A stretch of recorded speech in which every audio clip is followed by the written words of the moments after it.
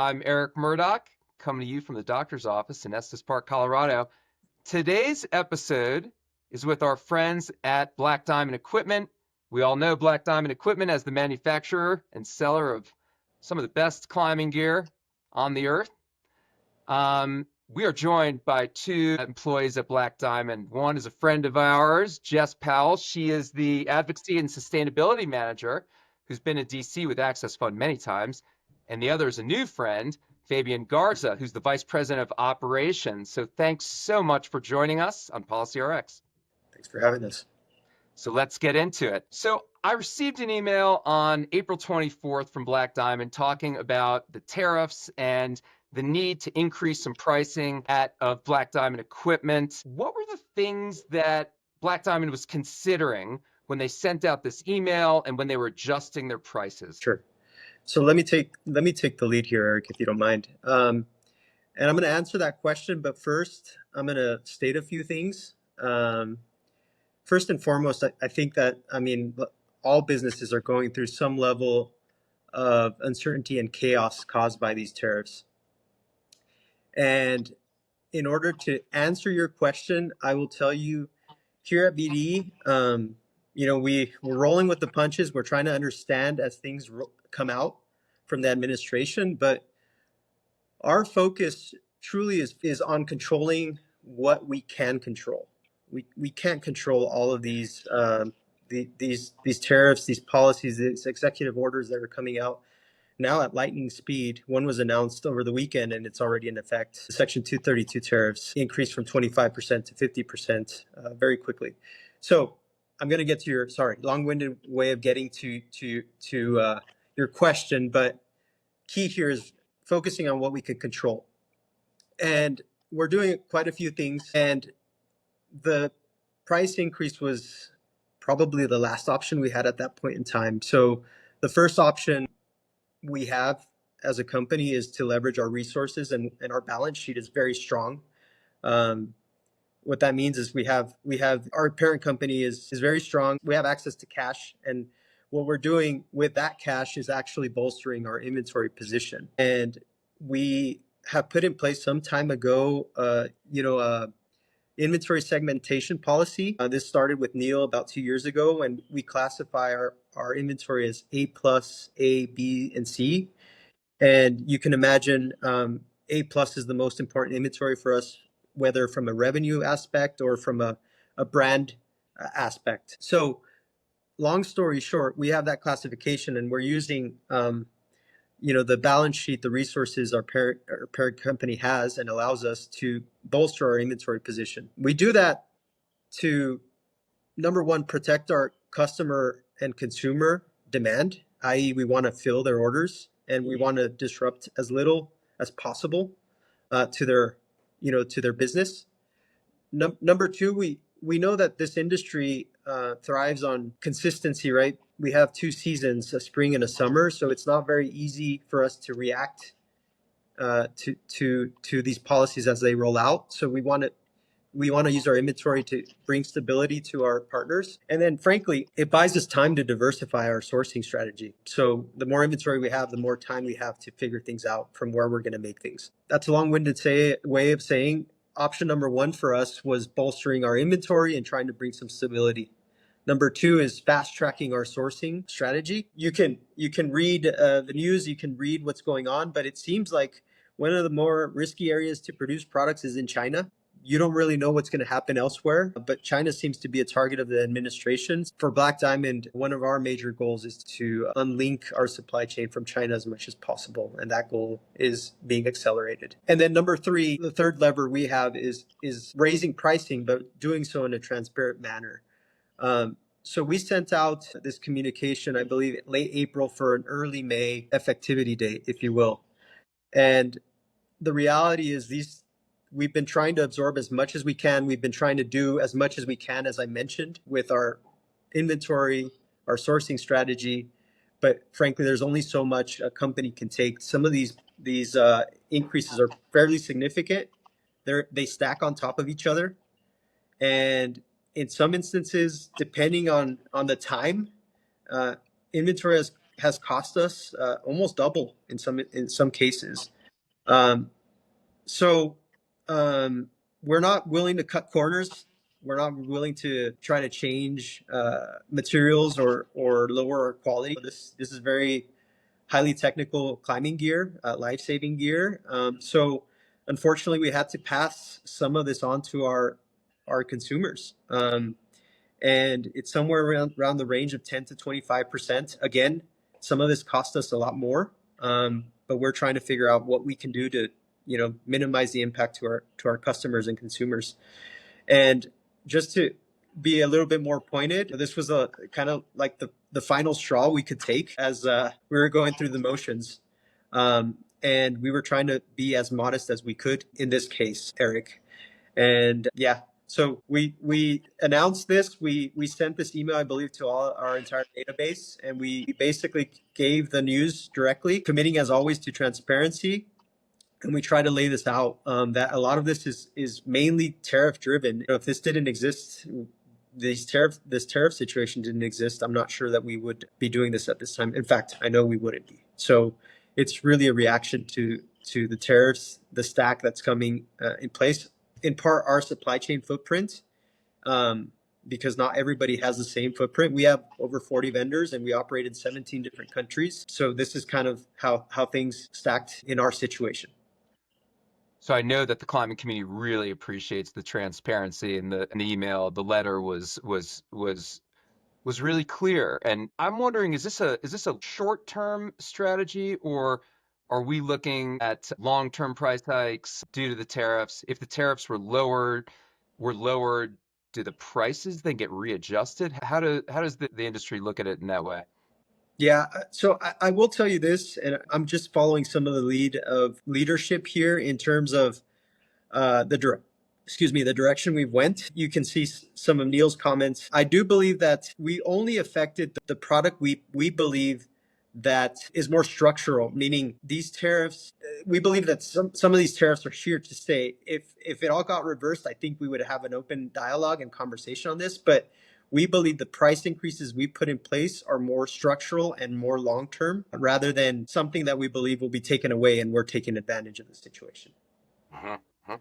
And then the last question about this is, you mentioned that you do business in many different countries. Is this affecting the way Black Diamond succeeds in other countries because other countries don't have to play the tariff game, and other producers in Europe? And how is that affecting, an American company like Black Diamond when we have to go up against, other sellers of climate gear in Europe?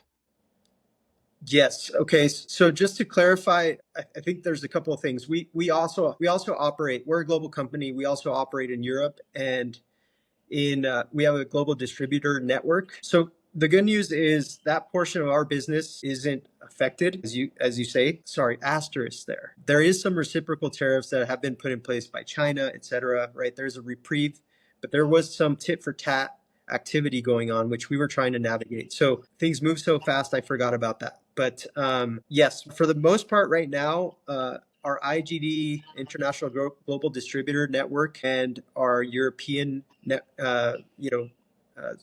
subsidiary isn't affected by this. Only time will tell if that remains to be the case. So we're blazing forward as we have been. Limited increases there. We're trying to minimize any disruption to those regions of the globe. When it comes to competition, if I'm understanding part of your question, we have some European suppliers that play in the same areas as we do. If they import into the U.S., a lot of these tariffs affect them the same, right? Actually, the Section 232, steel and aluminum now applies 50% of the metal content. Tariffs 50% of metal content. That's doesn't matter where the product is imported from. That kind of levels a playing field, if you will. And right now, the reciprocal tariffs, for the most part, are 10%, regardless of the country, except China, which has another tariff imposed, which is called the IEEPA, and that tax on an additional 20%. So they're at 30% right now. So long story short, a lot of these tariffs, at least when you're importing into the US, apply to most, if not all, brands. And China has a little bit more or a lot more, depending on your scale, in terms of that reciprocality, or reciprocal tariff. So I want to thanks for that. That was really helpful to sort of understand the situation. But I want to switch gears now to ask Jess a question about how Black Diamond shows up on Capitol Hill. It's important for our lawmakers to understand how the climbing industry is being affected, how different changes to our public land system can affect the industry and the climbing experience. And I know that Black Diamond has placed a pretty high priority on playing that game and being involved and making sure that our lawmakers understand what's going on inside the climbing community and the greater recreation community.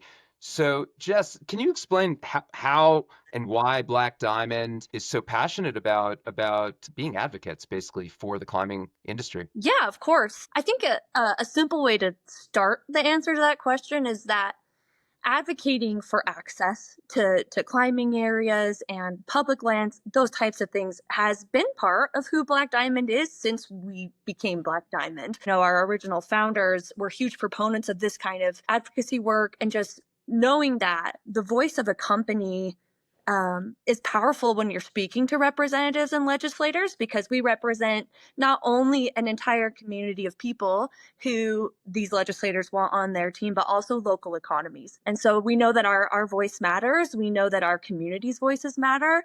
And if we can be in the room on these conversations, we have seen that it makes a difference. So, and I've been in some meetings with you, in especially Utah legislators, when they're really eager to hear what you have to say as a Utah-based company, a company that's really vested in America's public lands and climbing opportunities. I think it's interesting that the legislators want to know sort of the inside scoop on why there's this connection between Black Diamond and America's public lands. How are you thinking about the current situation right now? What are your plans? What are your priorities in terms of advocacy for Black Diamond? Yeah, I mean, as everybody who's tuned into this podcast will know, our biggest barrier right now is this public land access. Right, we're looking at sell-offs, we're looking at different types of challenges that we haven't really looked at when it comes to our public lands in quite a while, and so that's our priority. Our priority is to make sure that we are making noise on behalf of the company. Our priority is to make sure that our broader climbing community knows that these conversations are happening and that they can make a difference by reaching out to their representatives. So that involves, pointing people to the experts like Access Fund so they get the information they need, get their opinions, and then reach out to their representatives and make sure their own voices are heard in addition to ours. Because without access to public lands, there isn't Black Diamond. Public lands are intrinsically tied to the mountain sports that we were built to serve. So climbing, skiing, trail running, we have to have access to these places.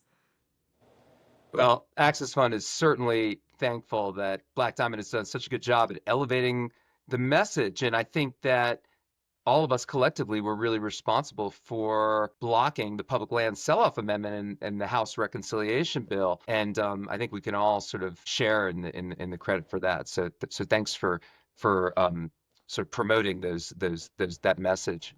Definitely. Um, Yeah. well, we got to wrap up, and I just wanted to know if either of you have any fun plans or outdoor experiences in the near future. Um, I'm headed for a 7-day sea kayaking trip through Glacier Bay National Park in Alaska in just a couple weeks. So I'm pretty excited about that. That sounds incredible, Jess. What about you, Fabian? Yes, something a little more tame. Heading out to Bear Lake at the end of July with my kiddos. Gonna just do some water sporting, and yeah, a lot of family time, just downtime in general. That's great. Yeah, I'm going out with my kid tomorrow Oh, nice. to do something similar. All right. Thank you so much for joining us on Policy RX. That was really valuable to sort of understand what's underneath the hood at Black Diamond, how you're thinking about these sorts of things, and why the climbing community should be supporting great companies like yours. So thanks to everyone for tuning into this episode of Policy RX. I hope you found it useful. You can view all of the episodes online on our website. And I will see you next time. We'll be talking about more relevant and timely topics. So take care, everyone.